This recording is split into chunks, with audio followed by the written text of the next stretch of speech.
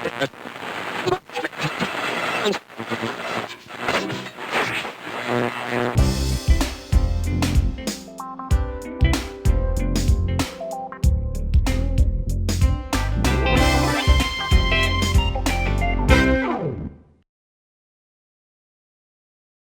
name's Dan. I'm from Los Angeles, California, in the United States, and I own a mortgage company. When I was doing field sales accounting with Del Monte Corporation in San Francisco, I had all of these columns that I had to automatically go to. And so I invented a ruler with movable tabs with an end piece that if I had to only address certain columns in a column sheet, I could move the different colored tabs to the proper column as I slid down.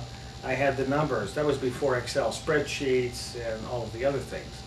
So I had a little ruler that I could move the tabs on, and I would be able to go down the column and make sure that I was in the right column all the way down. The product sought to solve the dilemma when you're dealing with multiple columns across a green ledger sheet, and you've been into a project for 3 or 4 hours. It seems like sometimes it's difficult to immediately be able to go to the column to make the proper entry. But all you had to do was look at the bead and you knew exactly what column you were at as you went all the way down the spreadsheet. I actually went to and spent the money to get a patent search on it. And I paid a guy in Maryland, a patent attorney, money to be able to do the patent search. And it cost too much money to take it to market, because it would have involved injection molding.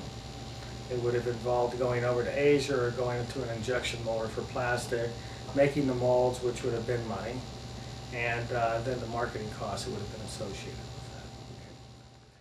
that. It took me about 6 months. The cost was about $5,700, and that was in 1979. That was 26 years ago. It was a lot of money. And I think I wound up, and that's why you have to be really careful, I believe, when you're doing this, because there's a lot of people out there that are less than honest. And so unless you really have an understanding of how to pursue it properly, the least expensive way, I think you're potentially exposed to basically somebody taking advantage of you and charging you a lot more money than you should have been charged. Anyway, it cost almost $5,700 to get the patent search, to get supposedly ideas on where I could manufacture it. And also along with that, he also did a report on the marketability of it and the feasibility of it being applicable in the marketplace. And although it was a good idea at the time, with the advent of computers and Excel spreadsheets, etc., actually today it would have gone the way of a slide rule, obsolete. I pursued it with, if I went back in time, what would I have done differently? I would have done nothing differently because I pursued it with a vengeance. The only thing that precluded me from being able to take it further was I was a 21-year-old kid. I was on my own. It was my first job, and I didn't have enough money to pursue it. And I wasn't savvy enough at that point in time to understand that if I brought in investors, that would have been something that would have been much like the super soaker gun and a bunch of other stuff where people were able to rally financial support. I didn't have that access to that. Okay. It would have been fun, but I come up with good ideas on a fairly, not on a fairly, on a regular basis. I'm always thinking of new ideas that would be interesting and fun to pursue. Basically, it exposed me to the world that there are possibilities for new products, and if you show the initiative and you have the foresight, and you're able to rally the proper resources to be able to bring an idea to fruition, because an idea is just an idea.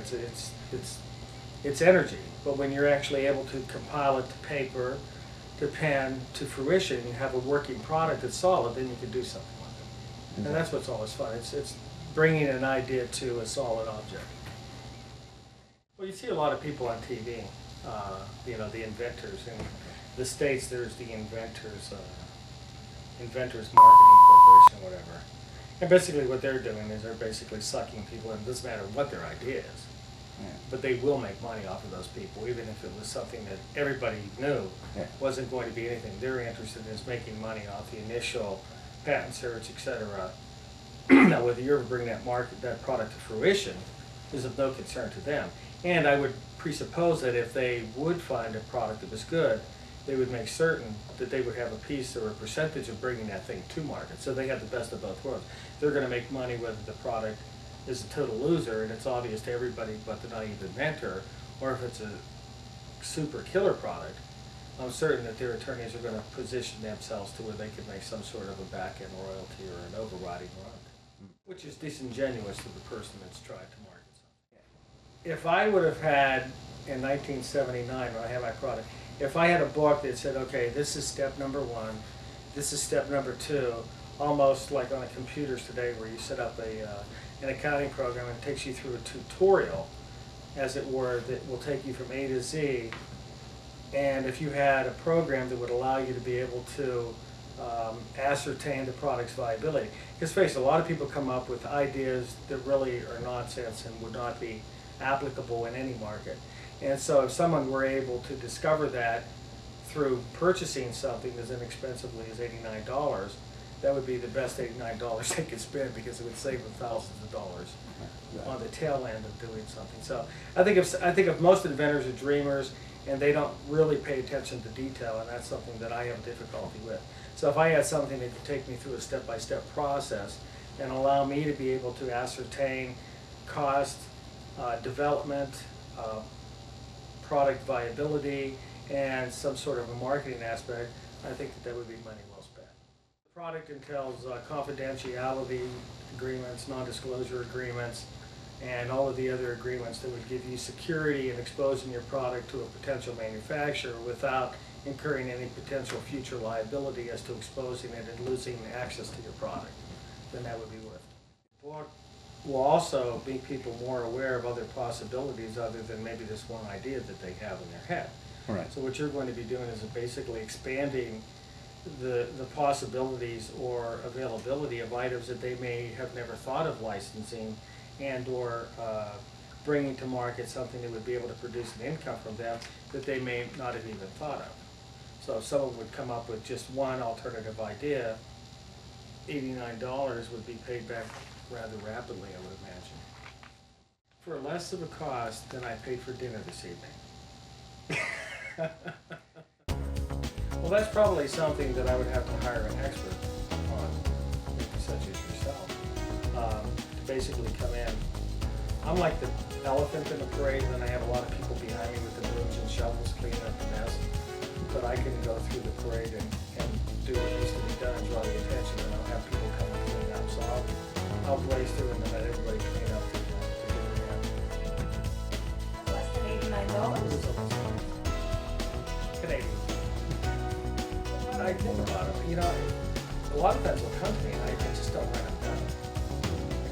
Like this GPS I have. I'll tell them about it.